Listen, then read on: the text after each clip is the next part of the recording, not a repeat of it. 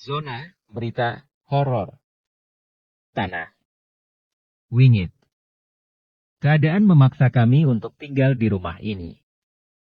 Rumah yang berdiri di tanah terkutuk yang menyimpan misteri mengerikan di bawahnya. Ada misteri mengerikan yang tersembunyi di balik tanah yang terkutuk ini. Sebuah misteri yang membuat mereka yang tak kasat mata menetap dan tinggal di tanah yang sama dengan kami. Gol. Melalui adu penalti, Brazil berhasil memboyong gelar juara dalam turnamen paling bergengsi, Piala Dunia Amerika Serikat 1994. Sebuah pertandingan sengit menghadapi Italia yang juga memiliki sejarah juara. Saat itu seluruh warga kampung yang menonton di pos ronda riuh merayakan kemenangan Brazil di Piala Dunia tersebut. Mukti, pulang sekarang ya. Ibu menghampiriku dari rumah dan berteriak memintaku untuk pulang. Iya bu. Aku balas menjawabnya. Biarin aja dulu Lastri, seneng-seneng sebentar kan gak ada salahnya. Paling Mukti jadi bisa ngelupain kejadian minggu lalu, ucap Pak Rohmat salah satu warga di kampung ini. Kalau waktunya banyak gak apa-apa Pak Rohmat, besok kami udah harus berangkat, balas ibu. Wah cepet juga ya, ya sudah hati-hati. Kalau sempat main-main ke kampung sini lagi ya, ujar Pak Rohmat sambil mengacak-acak rambutku. Iya Pak. Teman-teman. Pamit dulu ya. Teriakku. Iya, kalau sempat mampir. Balas mereka singkat. Aku pun meninggalkan pos ronda dan pulang ke rumah kami yang terletak di pinggir Kali Cibubur. Rumah ini sudah kami tempati semenjak aku belum lahir hingga akhirnya aku lulus SMP. Sebuah rumah ala kadarnya yang Bapak bangun di bantaran kali yang sangat besar ini. Kita benar harus pindah, Bu? Tanyaku. Iya nak, ibu kan udah cerita. Setelah Bapak meninggal kemarin, banyak penagih hutang yang terus datang ke rumah. Bahkan sampai ngancam mau nyelakain kamu dan gendis adikmu. Jawab ibu. Bapak meninggal 2 minggu yang lalu. Setelahnya, kami kaget ada banyak penagih hutang yang menagih ke rumah. Mereka bilang Bapak berhutang pada mereka. Tak hanya satu, tapi banyak. Jujur kami tidak pernah tahu kalau Bapak berhutang. Tapi ibu sempat curiga setelah seorang temannya mengatakan sedang marak modus preman menagih utang pada anggota keluarga yang telah meninggal. Padahal belum tentu mereka berhutang. Tapi satu orang perempuan dan 2 anak kecil yang miskin bisa berbuat apa melawan mereka. Terus kita kemana, Bu? Kita tinggal di Jawa. Ada rumah peninggalan ayahmu di sana. Tidak ada yang akan mengusik kita selama kita di sana, ucap ibu. Ibu menceritakan tentang sebuah rumah di desa tempat kelahirannya. Dulu Eyang memiliki banyak tanah dan kebun, namun semua sudah dijual dan diwariskan ke anak-anaknya termasuk ibu. Tapi ada satu rumah yang tidak pernah laku dijual. Saudara-saudara ibu pun tidak ada yang mau menempati karena rumah itu cukup berjarak dari desa dan tidak jauh berbatasan dengan hutan. Beruntung ada yang mau membeli rumah ini, uangnya bisa kita pakai untuk renovasi dan modal hidup di sana, tambah ibu. Iya Bu, padahal cuma rumah begini saja ya. Balasku. Rumah kami memang bangunan liar di bantaran kali. Tapi bapak dan ibu sudah membangunnya setengah tembok hingga cukup kokoh.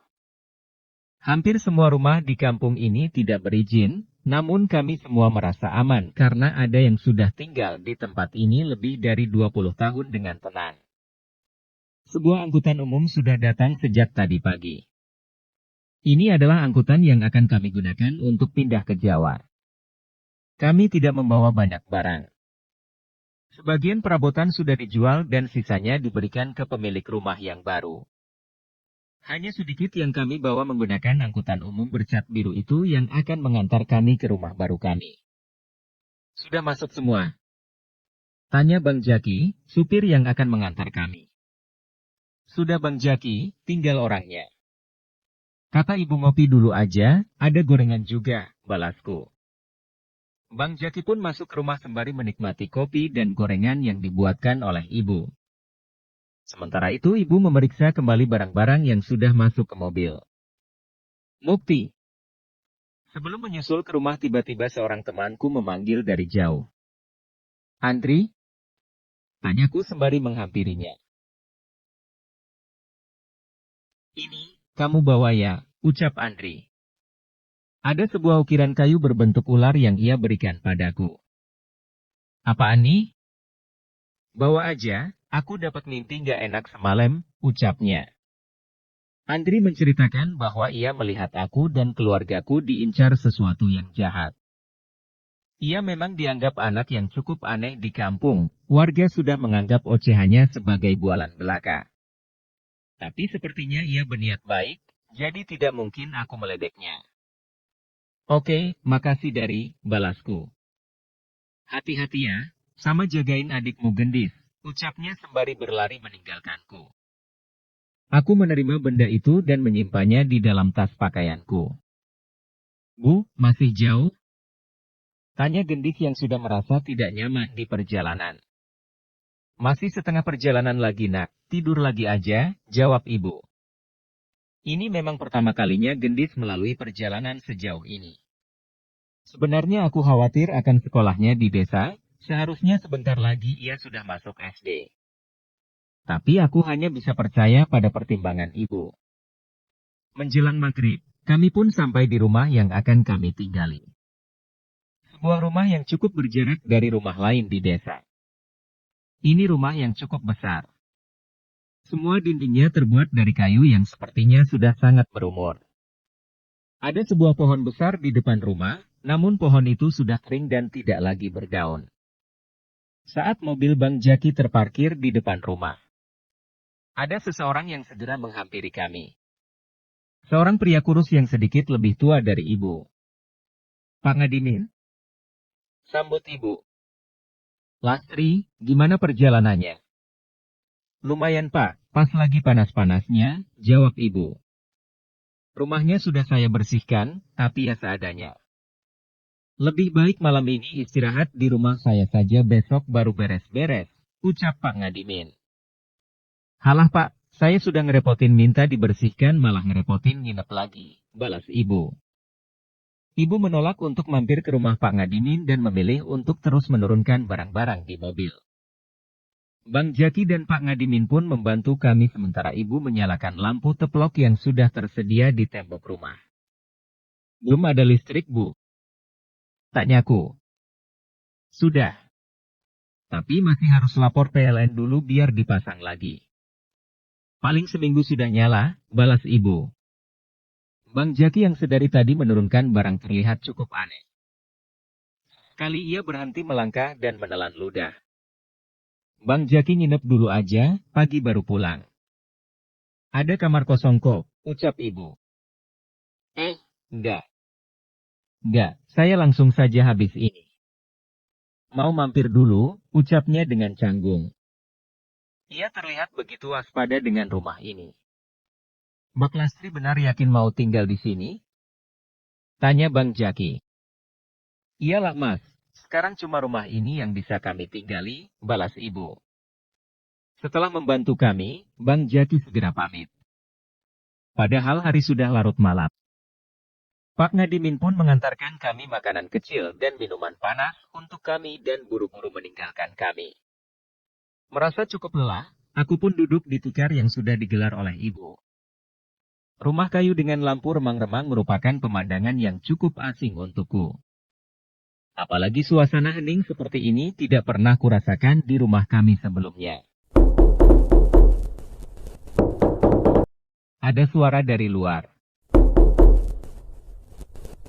Setauku rumah kami cukup jauh dari warga lain.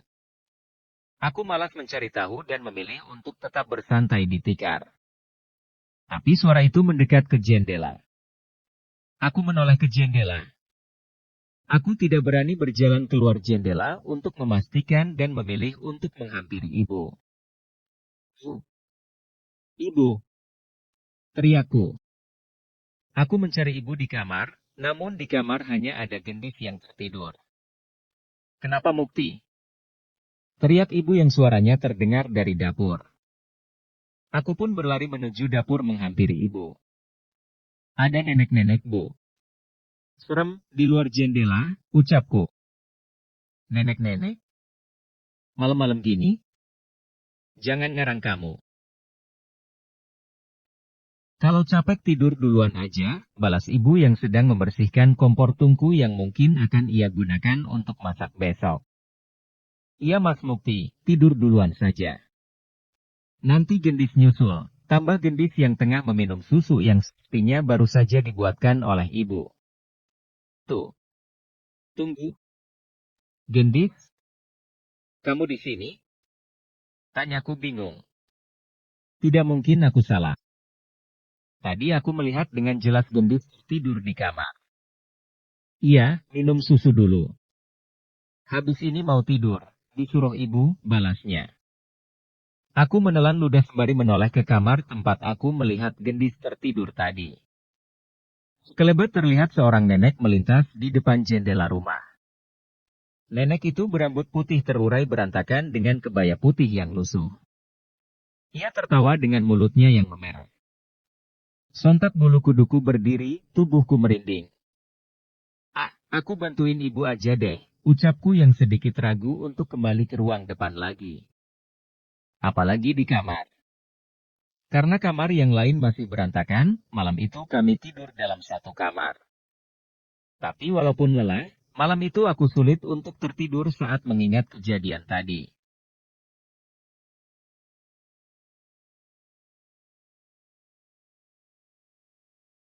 Memang aneh, tapi aku masih menganggap kejadian semalam sebagai perkenalan dari penunggu rumah. Itu adalah kata-kata yang biasa diucapkan bila kita melihat hal-hal aneh di tempat baru. Sayangnya lambat laun aku mulai mendengar desas-desus tentang rumah yang kutinggali. Kamu kok berani tinggal di rumah itu? Wisnu namanya. Dia teman yang baru ku kenal beberapa hari ini. Emangnya kenapa? Angker. Tanyaku. Wisnu terlihat ragu ingin mengatakan sesuatu padaku. Ini tak ceritain, biar kamu hati-hati. Tapi jangan bilang aku yang cerita, balas Wisnu. Aku semakin penasaran saat ia mengatakan hal itu. Memangnya ada hal apa di rumah yang kutinggali? Kamu pasti tahu kalau rumah itu lama nggak ditinggalin kan? Tahu nggak kami nyebut rumah itu dengan sebutan apa? Aku menggeleng. Rumah demit, ucap Wisnu. Dia bercerita bahwa setiap anak-anak, bahkan warga desa yang tidak berkepentingan dilarang untuk mendekat ke rumah ini. Banyak isu mengerikan yang ia dengar. Dulu pernah ada yang lewat rumahmu itu, dan nemuin mayat terbaring di pekarangan. Mayatnya sudah membiru tapi matanya melotot. Dia manggil orang kampung untuk evakuasi, tapi pas balik ke sana. Mayatnya udah nggak ada, ucap Wisnu. Aku cukup merinding mendengar ceritanya. Rasanya aku semakin tidak yakin untuk tinggal di rumah ini. Cerita dari Wisnu membuatku kepikiran. Aku penasaran apa ibu sudah tahu tentang keadaan rumah ini sebelum memutuskan untuk pindah. Menjelang maghrib pun aku bergegas untuk pulang. Di kampung ini setelah azan berkumandang seluruh kampung akan menjadi sepi. Jarang sekali ada yang keluar rumah. Untungnya ibu sudah menyalakan lampu luar. Setidaknya setelah listrik menyala, rumah ini tidak terasa menyeramkan seperti awal kami datang. Hei, jangan di atas. Aku nggak bisa nangkep kamu. Saat memasuki rumah aku mendengar suara gendis yang berbicara dengan seseorang. Aku pun menghampirinya ke kamar dan menyaksikannya sedang menatap ke sudut langit-langit rumah. Gendis, kamu bicara sama siapa? Tanyaku. Gendis pun menoleh ke arahku.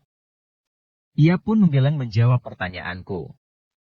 Tadi Mas Mukti dengar kamu ngomong sama orang? Tanyaku lagi. Gendis menggeleng sekali lagi dan berlari keluar melewatiku menuju ke arah ibu di dapur. Aku pun memperhatikan sekeliling kamar dan tidak melihat ada siapapun di kamar itu. Mau mandi dulu atau makan dulu? Tawar ibu yang sudah selesai mempersiapkan makan malam kami. Makan dulu aja Mas, ajak Gendis. Oke, jawabku singkat. Aku dan Gendis makan berdua sementara ibu menemani kami sembari mengupas bawang merah untuk dimasak besok. Gendis, tadi kamu ngomong sama siapa sih? Jangan bohong, tanyaku di depan ibu berharap ibu bisa mengetahui apa yang ku dengar. Gak ngomong sama siapa-siapa, balasnya. Tapi ia menjawab sembari makan tanpa menoleh ke arahku. Aku tahu ia berbohong. Jangan bohong, ucapku dengan santai, tapi sepertinya Gendis kesal karena aku menekannya. Ya udah kalau Mas Mukti mau tahu, tar juga ketemu, jawabnya sembari membawa piringnya ke tempat cuci piring dan meninggalkanku. Aku mengernyitkan dahi tak mengerti dengan apa yang ia maksud. Aku pun menceritakan pada ibu tentang kejadian tadi. Tapi ibu menganggap bahwa Gendis sedang asik bermain dengan imajinasinya. Namanya anak kecil, mungkin ngobrol sama bonekanya atau teman hayalannya, jawab ibu dengan tenang. Malam ini aku sudah tidur di kamarku sendiri. Sedangkan Gendis tidur bersama ibu. Ini adalah salah satu hal baik dari pindah rumah. Aku bisa punya kamar sendiri di sini. Radio tape adalah satu-satunya hiburanku di tempat ini. Pilihanku kali ini jatuh pada kaset bass jam untuk menemaniku sampai waktunya tidur. Mungkin aku bukan pujangga yang pandai merangkai kata. Aku bernyanyi di depan mengikuti nada di lagu itu sembari bergaya layaknya vokalis band. Mungkin sedikit kekanak-kanak, tapi ini cukup seru. Apalagi aku tidak bisa berharap menonton televisi bersama di pos ronda seperti dulu. Di desa ini jarang yang memiliki televisi. Kalaupun ada masih hitam putih. Hihihi. Nyanyianku terhenti oleh suara tawa yang tiba-tiba terdengar. Gendis? Bukan. Suara tawanya berbeda dengan Gendis. Merasa mulai tidak nyaman, aku pun mengecilkan radioku dan pergi ke kasur. Sepertinya aku harus tidur cepat malam ini. Klek. Aku terbangun saat satu sisi kaset pita sudah selesai diputar dan radio tapeku mati dengan sendirinya. Aku mengembalikan kaset itu ke dalam tempatnya dan ingin segera kembali tidur. Tapi aku mendengar ada suara dari sudut langit-langit yang saat ini berada di kamarku. Saat aku hendak kembali tidur, mataku melihat sesuatu dari arah itu dan rasa takutku kembali datang. Benar saja. Di sudut itu terlihat seorang anak laki-laki berwajah pucat memandangiku dengan terbalik. Aku tidak bisa melihat kakinya, yang terlihat hanya tubuhnya dari kepala hingga ke pinggang menembus langit-langit. Seketika aku keringat dingin. Aku meremas selimutku tak percaya dengan apa yang kulihat. Dan saat makhluk itu menyadari aku sedang memandangnya. Ia tersenyum dan memamerkan gigi-giginya yang hitam. Ibu. Ibu. Teriakku. Sayangnya tidak ada reaksi dari ibu. Dengan kaki yang lemas aku keluar dan ke kamar ibu untuk membangunkannya. Setan. Setan bu.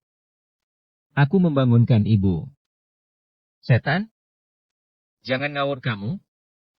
Bantah ibu yang sedikit kesal karena kubangunkan. Aku pun menarik ibu ke kamar dan menunjukkan ke arah langit-langit kamar. Tapi sosok itu sudah tidak ada. Aku berusaha meyakinkan ibu, tapi ia malah menganggapku hanya mimpi buruk. Aku tidak mau mengambil resiko dan memilih untuk tidur di kamar ibu bersama dengan Gendis lagi.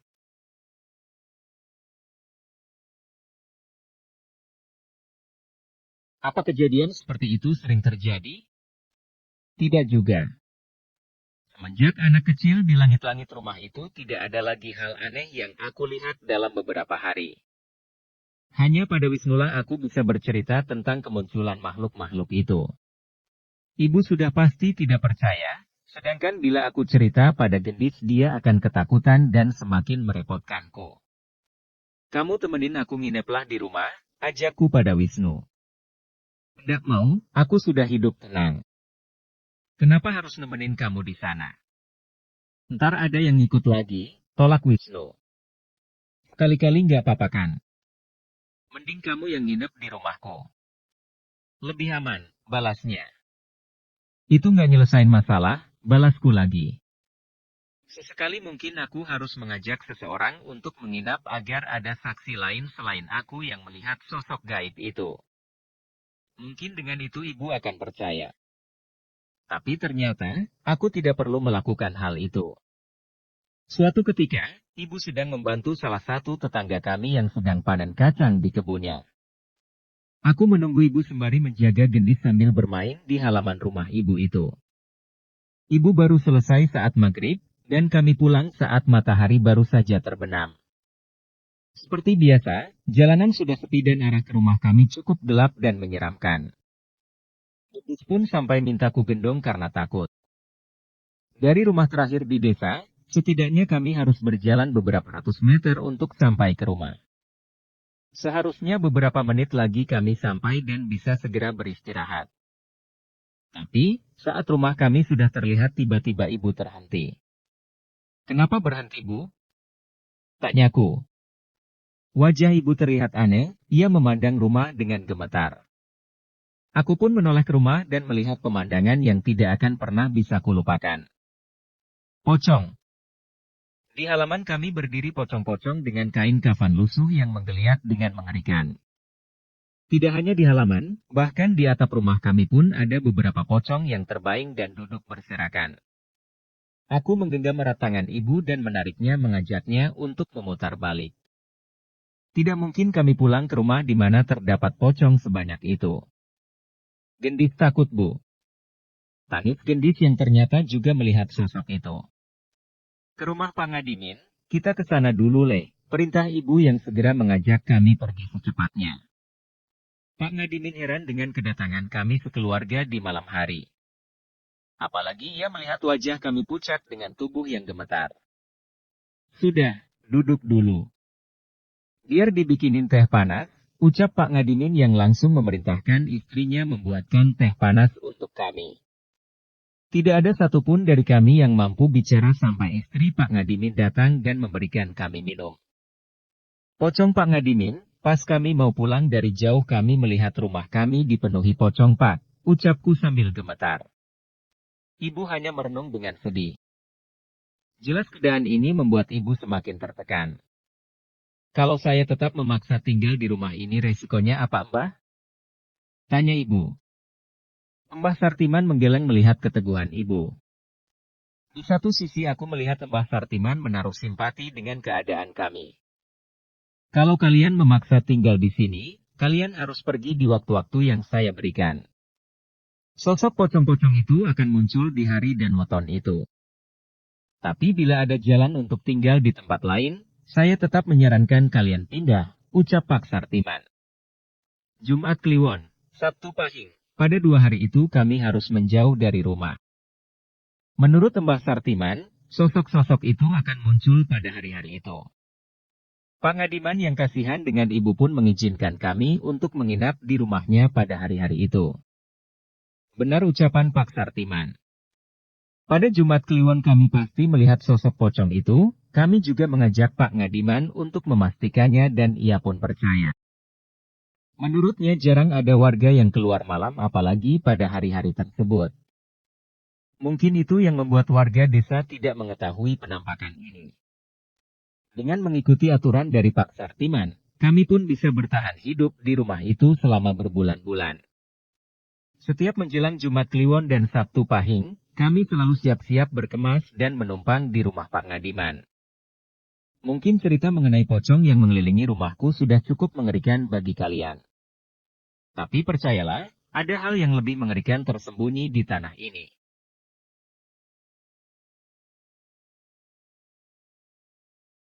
Aku tidak pernah menyangka bisa bertahan cukup lama di rumah ini. Padahal hampir setiap tetangga yang ngobrol dengan kami selalu bertanya, "Kok kalian betah tinggal di rumah itu?" Kalau bukan karena keadaan yang memaksa, mungkin kami sudah pergi sejauh mungkin dari rumah itu atau bahkan dari desa ini. Tahun pertama di tempat ini cukup berat. Untuk makan saja kami tidak punya banyak pilihan. Entah berapa jenis olahan singkong yang sudah dibuatkan ibu. Bila sedang tidak memegang uang, hanya singkong yang ibu tanam di pinggir hutanlah yang akan menjadi menu makanan kami. "Tiwul lagi, Bu?" tanyaku. "Bosen ya?" "Nanti coba ibu tanya Mbok Sarmi ada sisa lauk atau enggak," balas ibu. Walau aku sering mengeluh, tapi ibu tidak pernah memarahiku sama sekali. Sebaliknya ia selalu mencari cara agar kami bisa bertahan dari situasi ini. "Gak usah Bu, besok aku ikut Pak Ngadimin mancing aja. Siapa tahu dapatkan lumayan," ucapku. "Ya udah, tapi jangan ngerepotin ya," balas ibu.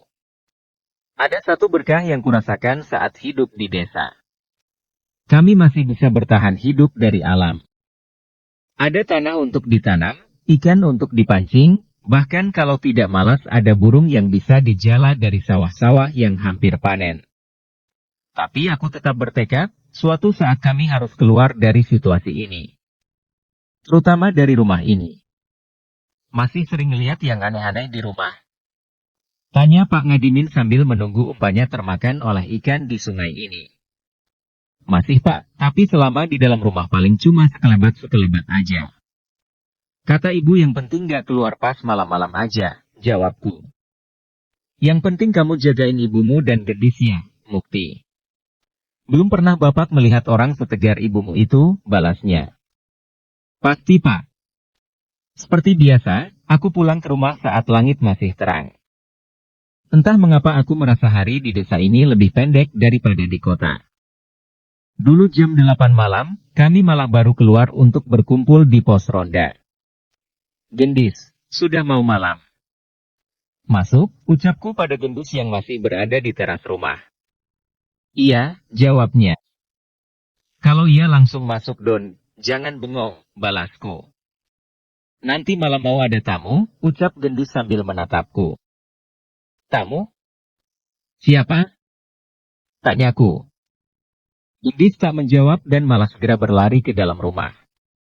Aku mengernyitkan dahiku, apa tadi ada yang datang memberitahunya bahwa akan ada tamu?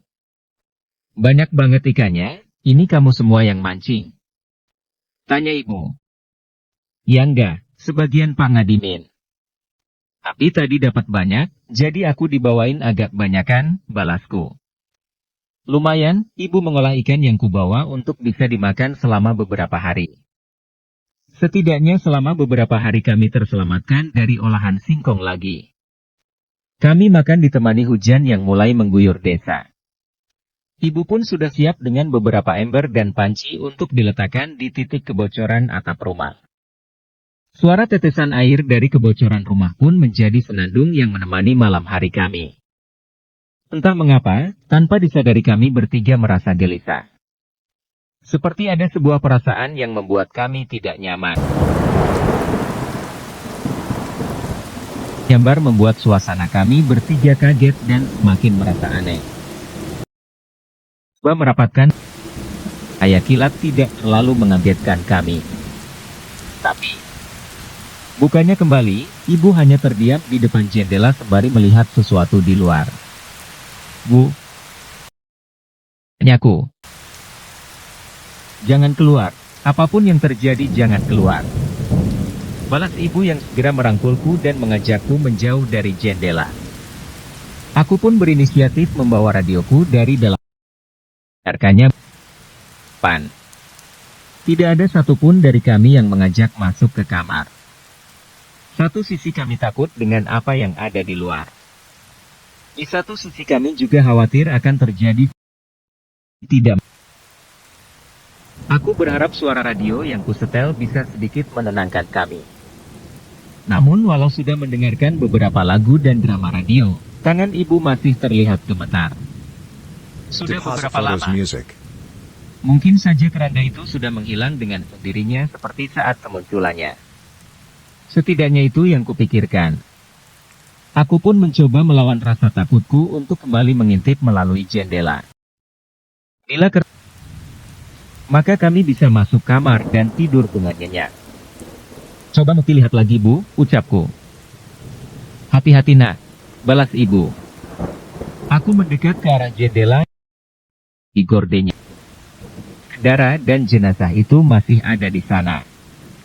Aku pun sedikit memperhatikan keranda itu dan sekitarnya sembari mencari petunjuk siapa yang meletakkan benda itu di sana. Tapi yang ada di dalam keranda itu, tiba-tiba kepala pocong yang berada di dalamnya menoleh dan melotot ke arahku. Dan buru-buru kembali berdiri. Gorden jendelaku. Kenapa, Le? Ada apa? Tanya ibu cemas. Enggak, Bu, balasku. Kerandanya masih... Aku mengangguk dan kembali duduk dekat ibu sembari mengeraskan suara radio. Keranda? Tanya Gendis penasaran. Gak Gendis, kamu dengerin radio. Tapi jangan dekat-dekat ke jendela ya, balasku tak ingin Gendis khawatir. Perasaanku benar-benar cemas seolah mendapat firasat akan terjadi sesuatu yang mengerikan. Hujan pun semakin dengan suara kilat yang menyambar.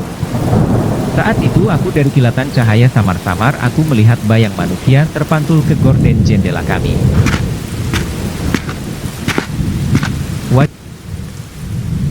Samar-samar terdengar suara langkah tanah yang becek. Tak hanya satu, lambat laun suara itu terdengar. Hujan mulai mereda pun suara langkah kaki.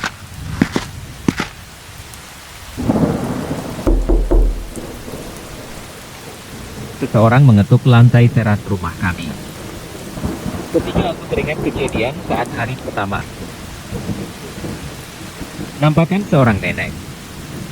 Dan benar saja, bayangan seorang nenek yang bungkuk sedang membawa tongkat terpantul di gorden jendela.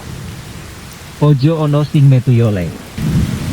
Dengar suara seorang nenek tepat saat bayangan itu berhenti di depan jendela. Aku merinding sejadi-jadinya. Ngapa aku merasa ibu dan Gendis tidak sadar akan hal itu? Buk, ojo ono sing metu yole. Itu artinya apa? Tanyaku yang tidak mengerti arti ucapan itu. Jangan ada yang keluar yale. Emangnya kenapa nanya begitu? Tanya ibu. Ibu nggak dengar suara barusan? Tadi Mukti dengar suara ngomong begitu, jawabku. Ibu mengernyitkan dahinya dan menggeleng. Ia pun mulai cemas terhadapku. Gak ada suara apa-apa Mukti, iya kan Gendis? Tanya ibu memastikan. Gendis cuma dengar suara hujan sama radio Bu, jawab Gendis. Aku pun mulai bingung. Apa ada setan yang sengaja berniat memperingatkanku? Aku mengubur rasa penasaranku dan sama sekali tidak memikirkan untuk mengecek keluar. Lambat laun hujan semakin mereda. Yang terdengar hanyalah suara tetesan gerimis tanpa adanya kilat yang mengagetkan kami lagi.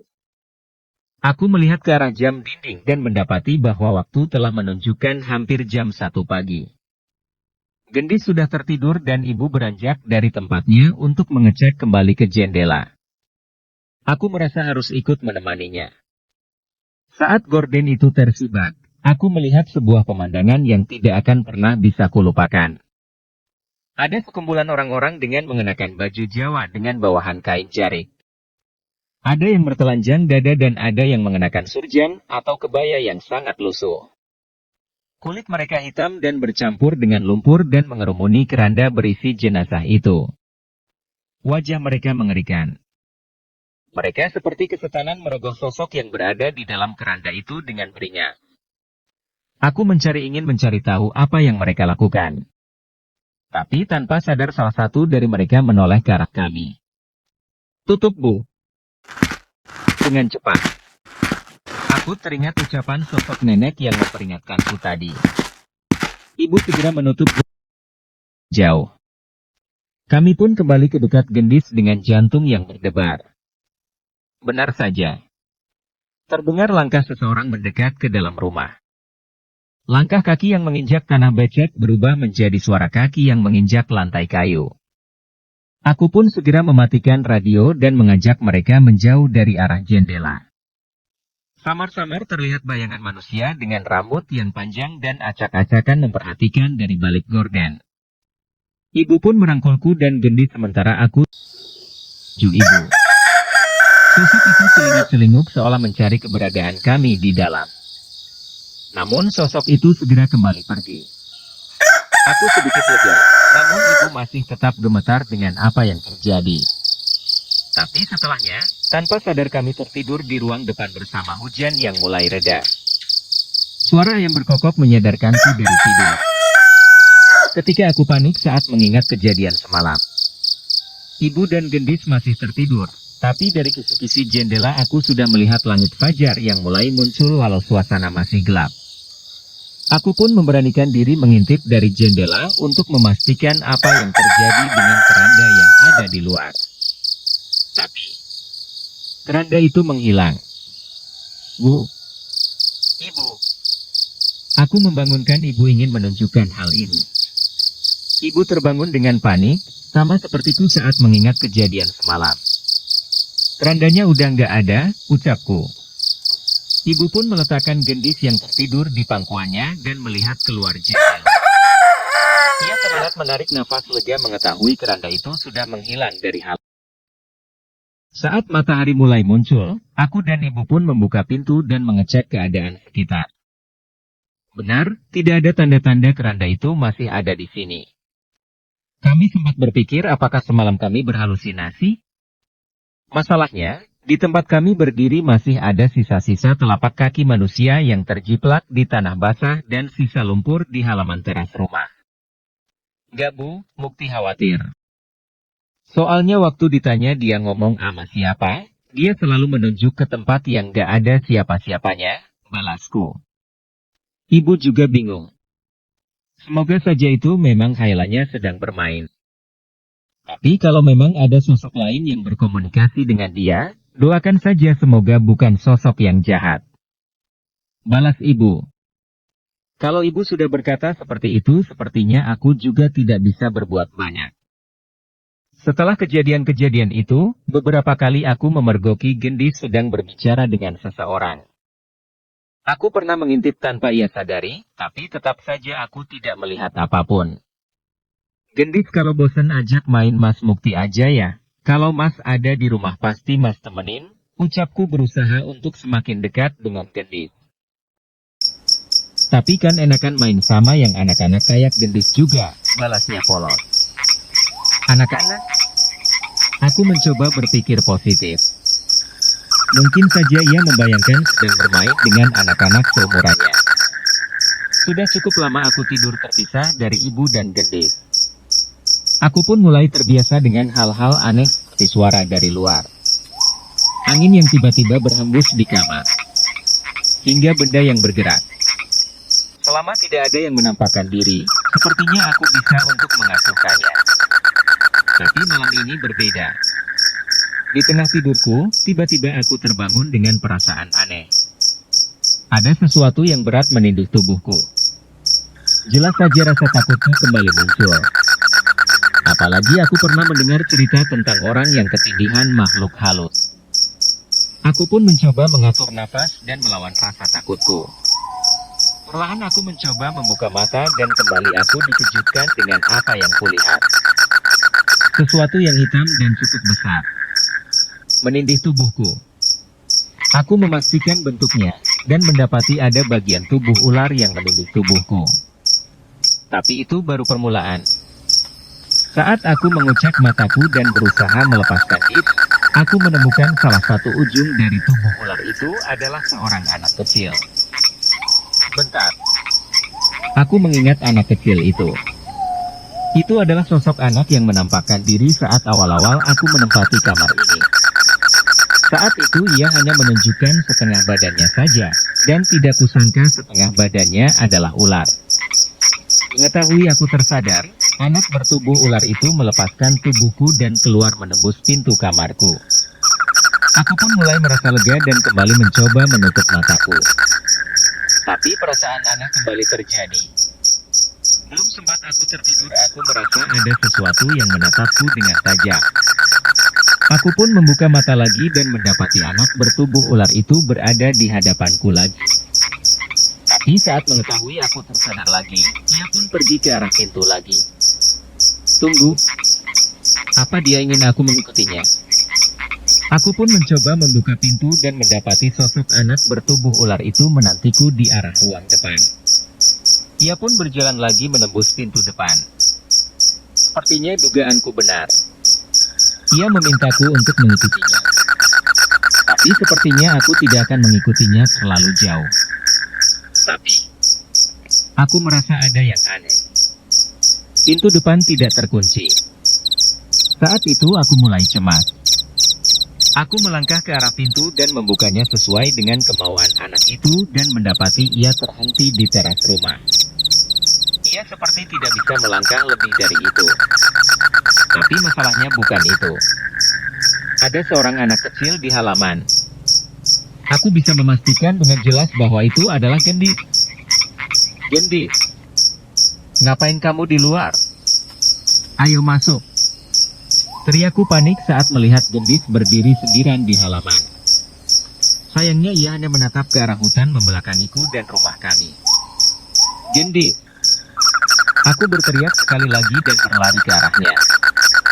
Tapi Gendis bertingkah aneh. Dia tertawa sedikit dan kadang tersengal sembari memandang dengan mata melotot. Kulitnya memucat dan tawanya menyeringai mengerikan yang sama sekali tidak sama dengan tawa Gendis.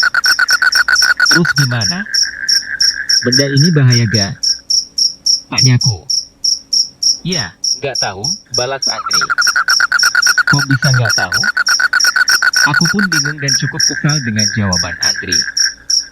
Aku nggak mau bohong. Aku cuma bisa cerita kalau benda itu pernah nolongin aku waktu kecil. Tapi menurutku, kalau sekiranya kamu belum tahu cara menjaga adikmu, lebih baik benda itu kalian simpan dulu, ucap Andri. Ucapannya masuk akal. Mungkin aku akan menyimpan benda ini sebentar lagi sampai Gendis mulai bisa menjaga dirinya sendiri. Setidaknya, kini aku mulai mengenal siapa sosok yang sering bermain dengan Gendis. Udah yuk main dakonya, main di luar aja, ajakku. Semenjak kejadian itu aku mulai semakin banyak menghabiskan waktu bersamanya. Setidaknya, bisa mengetahui lebih banyak tentang apa yang terjadi di kesehariannya. Ayo, kita mau main apa? Tanya Gendis. Main engklek yuk. Kamu bisa kan? Ajakku. Jangan main engklek. Balas Gendis. Dia kan gak punya kaki. Tanah wingit tidak menjadi semengerikan itu begitu saja. Ada kisah di balik berubahnya tanah itu menjadi wingit dan mengundang berbagai makhluk halus. Tapi demi mengetahui kenyataan itu, nyawalah yang menjadi taruhannya. Aku sedang menggali. Iya, menggali di salah satu sudut di dapur rumah kami. Entah mengapa aku melakukan ini, namun semua ini terasa begitu jelas. Sudut dapur ini adalah tempat yang jarang sekali kami perhatikan. Salah satu sisi yang tertutup oleh tumpukan kayu bakar dan perlengkapan dapur yang jarang terpakai. Aku terus menggali, sampai cangkulku menyentuh sebuah kusingkiran tanah di atas papan itu dan membukanya. Nafasku menderu dengan cepat. Ada sebuah jasad yang sudah mengering di bawah papan itu. Matanya masih terbuka, tubuhnya masih menunjukkan gerakan nafas. Tidak mungkin dia masih hidup. Kulitnya sudah terkelupas memamerkan dagingnya. Bahkan di bagian pipinya sudah terlihat tulangnya. Mayat itu terus bernafas semakin cepat dan menatap ke arahku. Jantungku berdegup semakin keras merasa ingin lari dari tempat ini, tapi makhluk itu mulai berusaha bergerak dan mendekatkan wajahnya padaku. Ibu. Kami tidak sempat melihatnya, tapi saat aku dan ibu menanyakan kejadian itu, warga sempat menatap kami dengan aneh. Gak apa-apa, sudah. Pak Sartiman, ucap warga tanpa menceritakan kepada kami lebih jauh. Kami merasa cukup aneh, tapi kami menganggap yang mereka lakukan adalah usaha untuk menutup aib orang yang kesurupan itu. Sampai suatu ketika saat sedang berada di pasar, aku melihat seseorang yang bertingkah cukup aneh. Ada seorang perempuan yang rambutnya berantakan. Ia hanya berdiri di tengah keramaian sembari terus menatap kami dengan muka yang celemotan dengan tanah. Beberapa kali ia menunjuk-nunjuk ke arah kami sembari tersenyum menyeringai dan mulut yang komat kamit. Awalnya aku tidak ingin menghiraukannya. Tapi semakin lama suara orang itu semakin keras dan mengancam. Lungo. Lungo seko omah kui. Yenra endang lui siap-siap tak pateni. Pergi. Pergi dari rumah itu. Kalau tidak segera pergi, siap-siap aku bunuh. Ucap orang itu. Perempuan itu mengulangnya berkali-kali hingga akhirnya orang-orang tahu bahwa perempuan itu kesurupan. Beberapa pria datang menghampirinya untuk memberi pertolongan, dan tukang ojek segera memanggil Pak Sartiman. Perempuan itu meronta-ronta hingga 4 orang pria pun kesulitan membawanya ke pinggir. Aku dan ibu penasaran dengan ia yang terus mengawasi kami. Lungo kowe. Lemah kui duduk panggonanmu. Pergi kamu. Tanah itu bukan tempatmu. Teriaknya lagi saat kami mendekat. Ternyata benar yang dimaksud orang itu adalah kami. Tapi aku heran mengapa warga sekitar tidak heran dengan tingkah orang yang kesurupan itu. Setelah Pak Sartiman datang, ia pun segera menenangkan orang yang kesurupan itu dengan membacakan doa di samping telinganya. Perempuan itu tentu saja melawan, namun saat Pak Sartiman meletakkan tangannya di kepala perempuan itu, ia pun menjadi tenang dan kehilangan kesadaran. Kalian sudah mendengar apa yang diucapkan setan itu? Tanya Pak Sartiman. Iya Pak, apa benar mereka mengincar kami? Tanya ibu. Pak Sartiman pun meminta kami untuk tenang dan membicarakan ini di tempat lain. Setelah warga mengevakuasi perempuan itu dan mengembalikan ke keluarganya, Pak Sartiman mengajak kami ke kedai kopi di pasar untuk menjauh dari keramaian. Kejadian ini sudah terjadi beberapa kali di desa, buka Pak Sartiman. Kesurupan? Tanyaku. Pak Sartiman mengangguk dan menyeruput kopinya. Ia akhirnya menceritakan bahwa sebenarnya orang-orang yang kesurupan itu meneriakkan hal yang sama. Setan itu meminta warga desa mengusir orang yang tinggal di rumah yang kami tinggali. Warga desa sudah tahu, tapi mereka merasa tidak punya hak untuk mengusir kami. Jelas Pak, kami kan gak salah apa-apa. Kenapa sampai diusir? Ibu membela diri. Tenang dulu Bu Lasti, oleh karena itulah warga desa memilih diam. Tapi kalau memang sampai mengancam nyawa, saran saya lebih baik Ibu pindah, jelas Pak Sartiman. Mendengar ucapan itu wajah Ibu kembali merenung. Aku jelas mengerti perasaan Ibu. Tampilkan balasan. Pocong. Demi Allah, balung mayit. Siapa mereka ini? Dukun? Aku semakin penasaran dan mencoba mengintip dari sela jendela. Ada 3 orang. 2 orang pria berpakaian hitam dengan ikat kepala. Yang satu wajahnya terlihat sudah berkeriput dengan matanya yang bengit.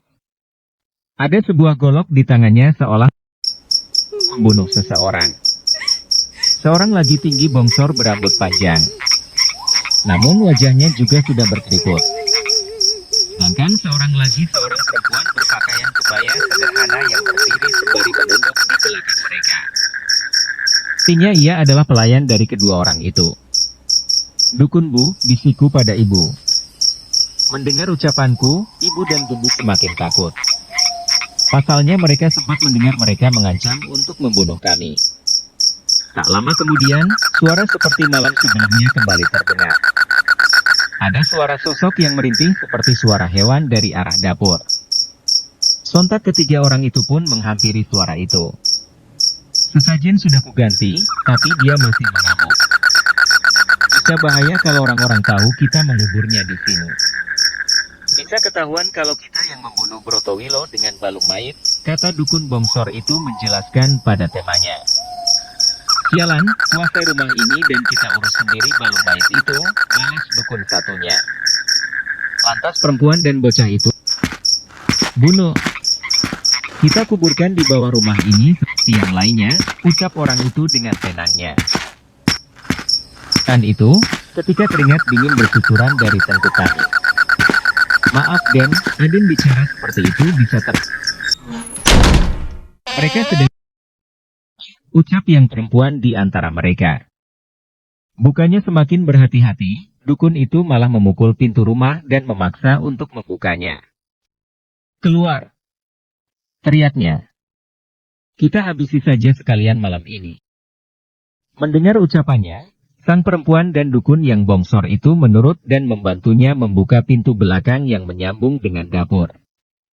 Suara langkah kaki terdengar ke arah kami bersama suara golok yang dipukul-pukulkan ke tembok.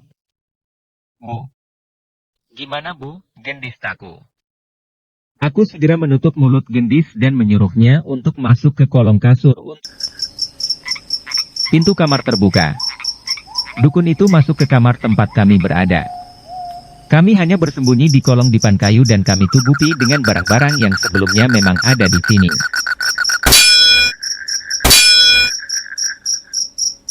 Dukun itu memainkan goloknya dengan memukul-mukulnya ke benda-benda di sekitar. Kali ini aku benar-benar takut. Entah sudah berapa kali kami berurusan dengan hantu, namun rasa takut kali ini jauh lebih kurasakan dibanding sebelumnya.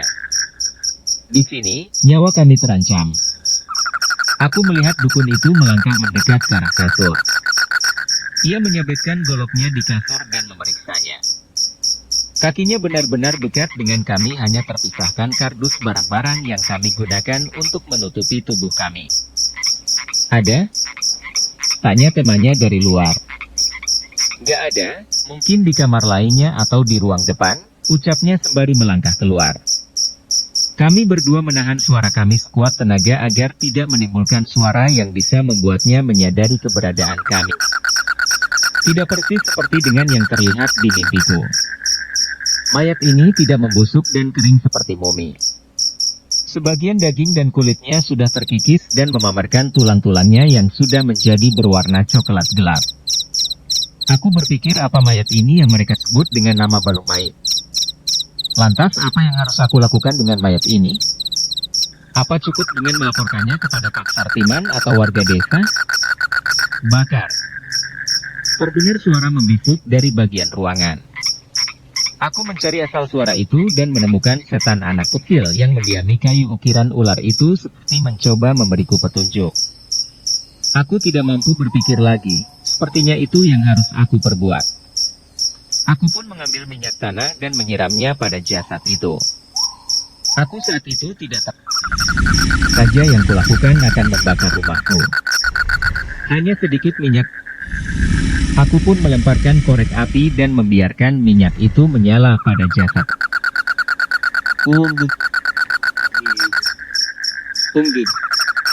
Suara itu terdengar lagi, suara seperti tangisan hewan liar yang kudengar kemarin.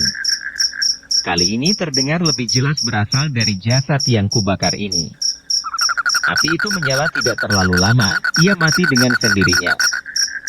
Mungkin jumlah minyak yang kusiramkan sangat jauh dari yang dibutuhkan untuk membakar jasad seseorang.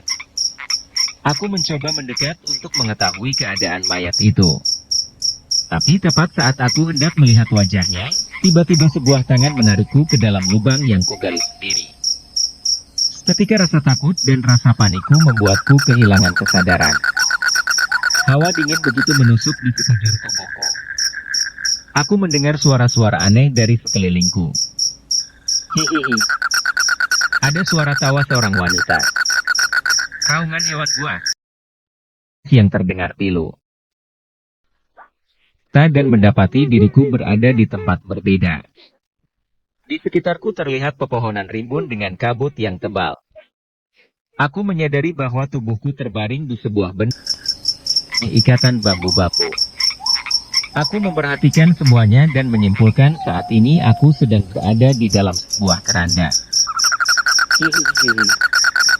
Di tengah kebingunganku tiba-tiba terlihat sosok wanita berwajah rusak melayang mendekat ke arahku.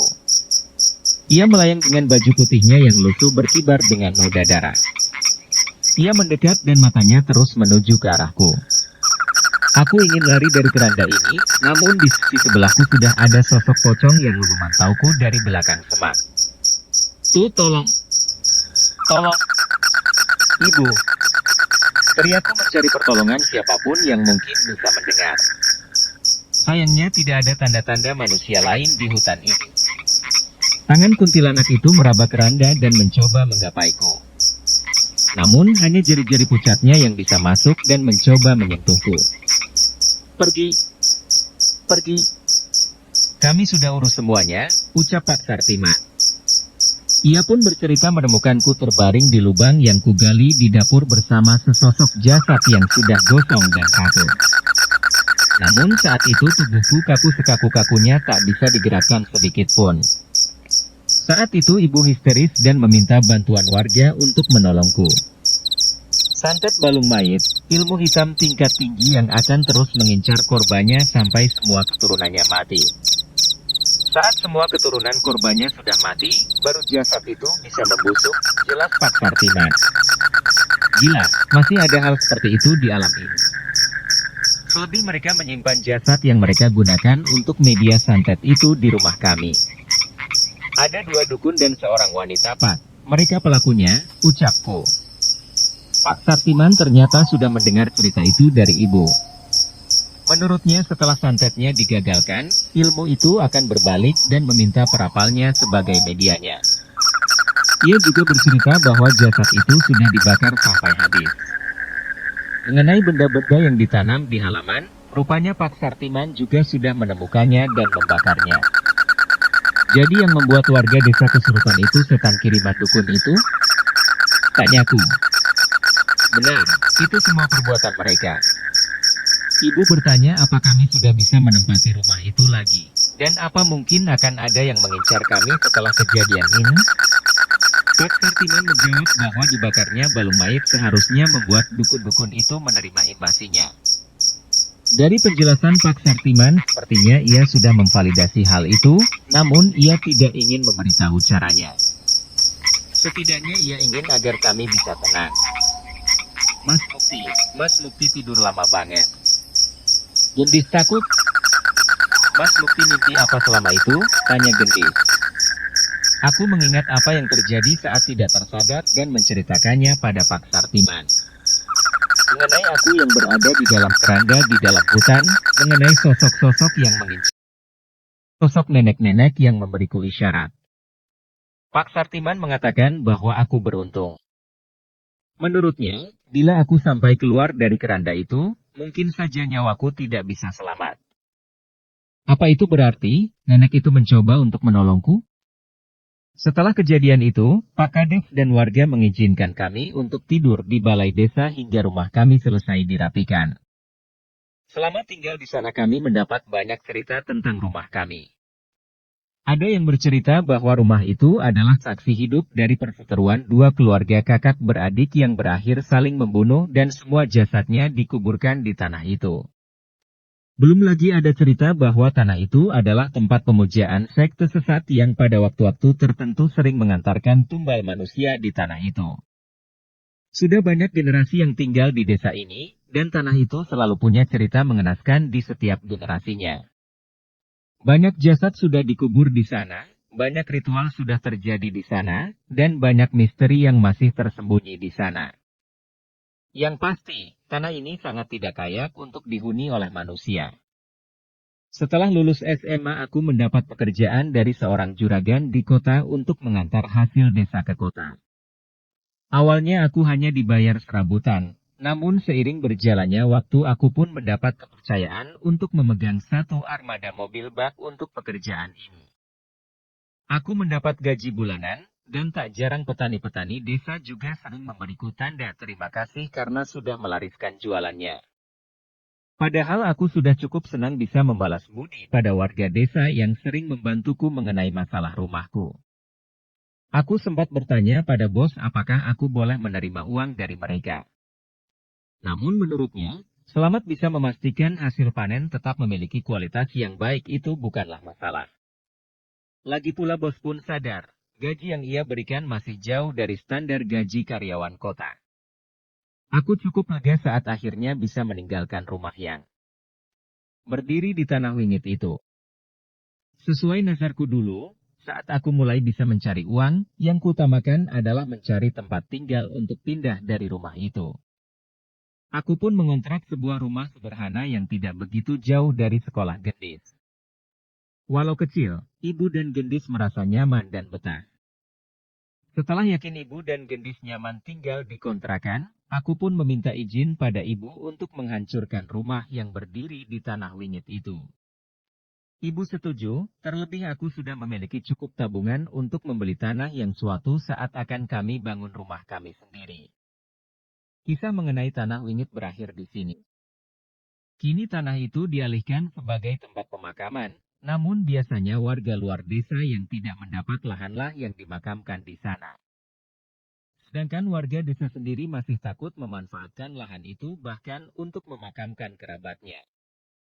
Walau begitu, sampai saat ini aku tidak pernah mendengar cerita menyeramkan lagi tentang tanah wingit.